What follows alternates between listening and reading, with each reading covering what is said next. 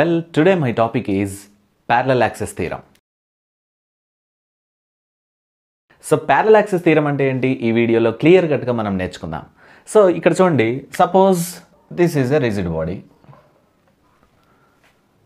So rigid body అంటే మీకు idea ఉండాలి, a body which does not undergo any change in it's shape or size by the application of external force is called rigid body. అంటే external force apply చేసినా సరే వస్తువు యొక్క shape కానీ size కానీ మారకుండా ఉంటే అటువంటి వాటిని మనం రిజిడ్ బాడీస్ అంటాం. So the distance between the constituents particles will be constant. So particles మధ్య డిస్టెన్స్ ఎప్పుడు కూడా కాన్స్టెంట్గా ఉంటుంది.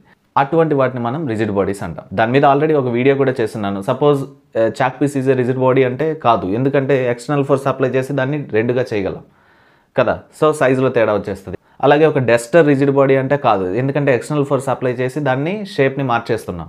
సో సైజ్ కానీ షేప్ కానీ మారకుండా ఉంటే అటువంటి వాటిని మనం రిజిడ్ బాడీస్ అంటాం. రైట్. సో ఇక్కడ మనం ఒక రిజిడ్ బాడీని తీసుకున్నాం. So for the parallel axis theorem we need to draw this diagram. So rigid body ఒకటి తీసుకున్నాం మనం. సపోజ్ ఒక యాక్సిస్ తీసుకుంటున్నాం. సో దీని యొక్క మూమెంట్ ఆఫ్ ఇనర్షియా ఐ అనుకుందాం. ఏబి అని ఒక నేమింగ్ ఇచ్చుకుందాం. రైట్.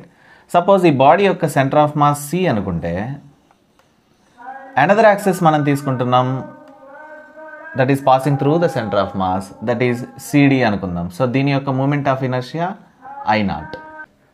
సో ఏబి అనే ఒక యాక్సిస్ తీసుకున్నాం, ప్యారలల్గా సిడి అనే యాక్సిస్ తీసుకున్నాం. అయితే ఈ సిడి అనే యాక్సిస్ ఈ రిజిడ్ బాడీ యొక్క సెంటర్ ఆఫ్ మాస్ గుండా పోతా ఉంది.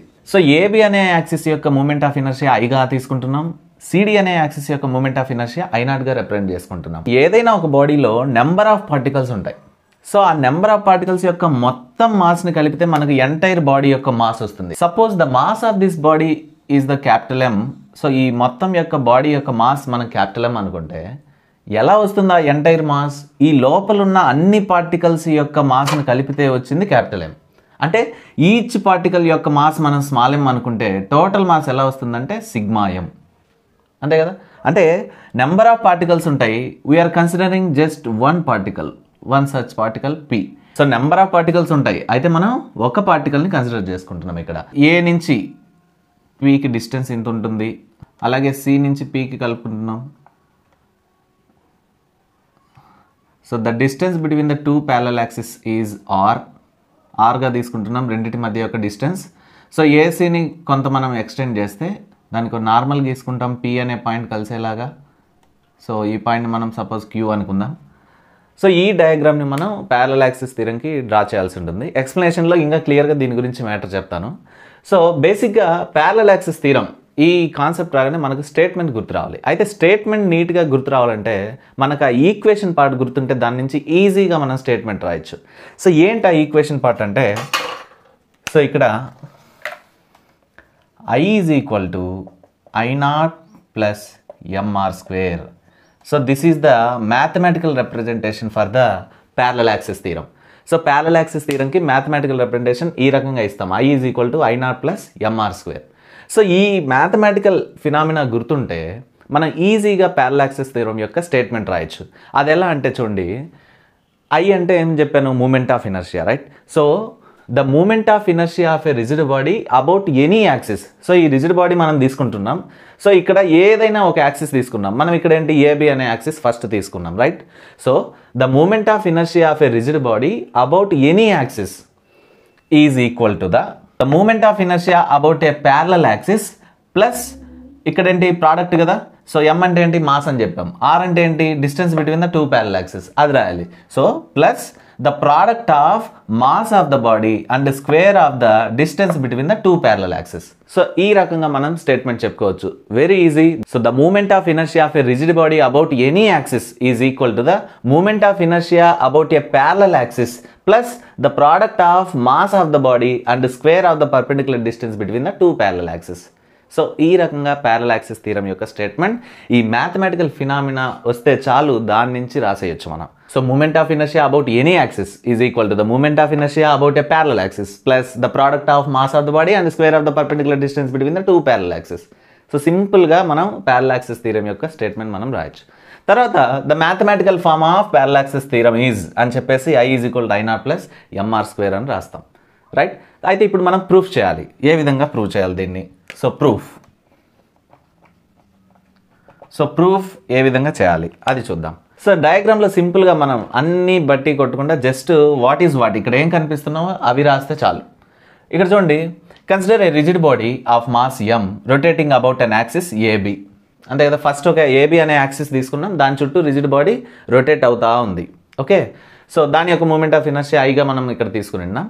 సో ఆ పాయింట్ ఫస్ట్ మనం రాస్తున్నాం. తర్వాత ఏం చెప్పినాం, C be the center of mass అన్నాం కదా. So let C be the center of mass and CD axis is the parallel to the AB and passing through C. So AB అనే యాక్సిస్కి ప్యారలల్గా ఒక CD అనే యాక్సిస్ తీసుకున్నాం. అయితే ఆ CD అనే యాక్సిస్ సెంటర్ ఆఫ్ మాస్ గుండా పోతా ఉంది. సో ఇక్కడ I is the moment of inertia about AB axis, I0 is the moment of inertia about CD axis. So R is the perpendicular distance between the two parallel axes. ఇవి already మనం discuss చేసినాం. So ఈ రకంగా ఫిగర్కి సంబంధించి కొన్ని points మనం రాస్తున్నాం. అయితే ఇంకా ఈ బాడీలో నెంబర్ ఆఫ్ పార్టికల్స్ ఉంటాయి. Each of particle of mass small m అనుకున్నాం. అయితే entire mass of the body ఎలా వస్తుంది అంటే సిగ్మా m = M అన్నట్లు అనుకున్నాం. Here AC is extended. So ఒక నార్మల్ గీసుకున్నాం పాయింట్ Pకి. సో ఈ రకంగా డయాగ్రామ్ని మనం ఫినిష్ చేసాం. అదేవిధంగా దానికి తగ్గ ఒక 3-4 పాయింట్స్ మ్యాటర్ మనం రాయాలి. అయితే ఇప్పుడు దీన్ని ఎలా ప్రూవ్ చేస్తాం? I = I0 + mr² ని ఏ విధంగా ప్రూవ్ చేయాలి అనేది ఇప్పుడు చూద్దాం. Here the moment of inertia about the axis AB is I = ఇక్కడ చూడండి, A నుంచి Pకి కదా distance. So particles of mass m ఉంటుంది. So entire particles of mass sigma m into AB అనే యాక్సిస్ నుంచి P అనే పాయింట్కి మనకి డిస్టెన్స్ని AP² రిప్రజెంట్ చేసుకుంటున్నాం. అంటే I = sigma m AP². So in the same way ఇది AB యాక్సిస్కి కదా. సో అదేవిధంగా CD యాక్సిస్కి, so moment of inertia about the CD axis is I0 = sigma m. So CD axis నుంచి P అనే పార్టికల్ దూరం ఎంత? So CP². ఈ రకంగా మనం రిప్రజెంట్ చేసుకుంటాం. సో ఇప్పుడు మీరు బాగా గమనిస్తే ఇక్కడ ఒక ట్రయాంగిల్ ఉంది AQP. So from triangle AQP Pythagoras rule ప్రకారం హైపోటెన్యూస్ స్క్వేర్ అంటే ఇది కదా AP². So AP² = side square plus side square కదా. Hypotenuse square = side square plus side square. So ఈ మొత్తం ట్రయాంగిల్లో హైపోటెన్యూస్ స్క్వేర్ అంటే AP², అది రాసాం. So side square plus side square. So ఇక్కడ సైడ్ స్క్వేర్ ఏంటి? AQ². సో AQ² ప్లస్ ఇక్కడ సైడ్ స్క్వేర్ ఏంటి? PQ². So AQ² plus PQ². ఈ రకంగా రాసుకున్నాం. సో ఇప్పుడు ఇక్కడ మీరు బాగా గమనిస్తే AP² = AQ² అంటే మనం చూడండి AC + CQ రాసుకోవచ్చు కదా. 2 పార్ట్స్గా ఉంది ఇక్కడ. AC + CQ రాసుకోవచ్చు. AQ ప్లేస్లో AC + CQ² ప్లస్ PQ²ని అలానే రాస్తున్నాం. ఓకే, సో ఇప్పుడు చూడండి, ఇది A + B² రూపంలో ఉంది కదా. సో దాన్ని అలానే రాస్తున్నాం. సో AC² అంటే A² ప్లస్ 2ACCQ 2ACCQ అంటే 2AB రాసుకున్నాం, ప్లస్ B² అంటే CQ². So CQ² plus PQ², అక్కడ ఉండేది యాజ్ ఇట్ ఈస్ PQ² అలానే రాసుకున్నాం. ఓకే, అయితే ఇప్పుడు చూడండి, సో AC² అలానే రాస్తున్నాం, ప్లస్ 2ACCQ అలానే రాస్తున్నాం, ప్లస్ CQ² ప్లస్ PQ² బదులుగా CP² రాస్తున్నాం.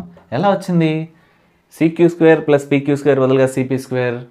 సో ఇక్కడ మీరు బాగా గమనిస్తే డయాగ్రామ్లో CQ² అంటే ఈ సైడ్ స్క్వేర్ కదా, PQ² అంటే ఈ side square. So side square plus side square hypotenuse square కదా. సో ఈ ట్రయాంగిల్ నుంచి మనకు వచ్చింది. అంటే ఫ్రమ్ ద ట్రయాంగిల్ CQP నుంచి మనం CP² అనే హైపోటెన్యూస్ స్క్వేర్ని రాసుకున్నాం. సో ఈ రకంగా మనకి AP² అనే వాల్యూ వచ్చింది. ఇక్కడ మీరు గమనిస్తే AP²కి ఒక వాల్యూ వచ్చింది, రైట్. సో ఇప్పుడు ఈ AP² వాల్యూని ఇక్కడ ఉంది కదా, AB axis I = sigma m AP². So ఈ AP² ప్లేస్లో ఈ వాల్యూ మొత్తాన్ని మనం సబ్స్టిట్యూట్ చేయబోతున్నాం. సో అది నెక్స్ట్ స్టెప్గా చేద్దాం. సో ఇంతవరకు నీట్గా నోట్ చేసుకోండి, రఫ్ చేస్తున్నాను. సో నెక్స్ట్ స్టెప్ ఏం చేయాలి? సో ఈ AP² వాల్యూ అనుకున్నాం కదా, ఈ AP ప్లేస్లో ఈ వాల్యూ మొత్తం రాస్తున్నాం. సో ఇక్కడ ఏంటి? I = సిగ్మా m ఉంది కదా, sigma m. So sigma m అలానే రాసాము. AP² ప్లేస్లో ఇది మొత్తం ఇప్పుడు మనం సబ్స్టిట్యూట్ చేయబోతున్నాం. సో అంటే ఏంటి? సిగ్మా mని ప్రతి టర్మ్తో మల్టిప్లై చేయాలి. అంటే sigma m AC², sigma m 2ACCQ, sigma m CP². So ఈ విధంగా రాయాలి కదా. సో అలా డైరెక్ట్గా మనం రాద్దాం. So sigma m AC². Okay, next ఏముంది? Plus 2 sigma m ACCQ. So ACCQ. Okay, next ఏముంది? ప్లస్ సిగ్మా m ఏం మిగిలింది? CP². So sigma m CP². ఈ రకంగా మనం రాసుకున్నాం. అయితే నెక్స్ట్ ఏం చేయాలి చూద్దాం. సో ఈ వాల్యూ రాసేసాము, ఇంకా దీంట్లో మనకు అవసరం లేదు. సో ఇప్పుడు చూడండి, సిగ్మా ఎం ఏసీ స్క్వేర్ అంటున్నాం. ఏసీ అంటే ఏంటి? ఇక్కడ ఫిగర్ ప్రకారం ఆర్ కదా. సో ఏసీ బదులుగా మనం ఆర్ రాయొచ్చు. సిగ్మా ఎం బదులుగా ఏం రాయొచ్చు? క్యాపిటల్ ఎం రాయొచ్చు. సో వాల్యూస్ని మనం సబ్స్టిట్యూట్ చేస్తున్నాం.